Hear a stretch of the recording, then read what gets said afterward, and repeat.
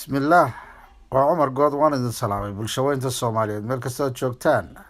waxaan halkan idinku soo gudbinayaa hees la yidhaahdo keenee xeerkii jabiyey.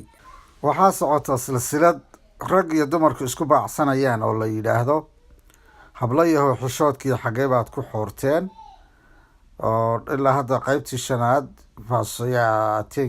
shanaad bay maraysaa. heestan waxaan ugu hiilinayaa gabdhaha soomaaliyeed.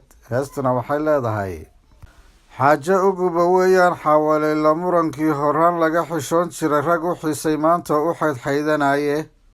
xurmad iyo karaamada xaqa hooya leedahay kii xishoonayee garan xoog iyo xadgudub iyo xasuuq kuma sameeyee keenii xeerka jabiyo xumaatada ku caanbaxay.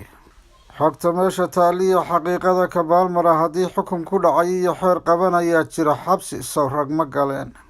aan xisaabku siiyee xuubka tuur indhaha xidhan xayeysiinta reer yurub huga aynu xidhan iyo xamuurad baan ku gadanaa. idinkuna xabadihii iyo madfac xawli dheer oo xaamilooyin laayee keenii xeerkii jabiyo xumaatada ku caanbaxay. xiniyaala qeyrkiin xidigaha markuu tagay idinkana xiskiinii xuukada xarkagan iyo xaraan orodkii gaba yahay keenee xeerkii jabiyo xumaatada ku caanbaxay.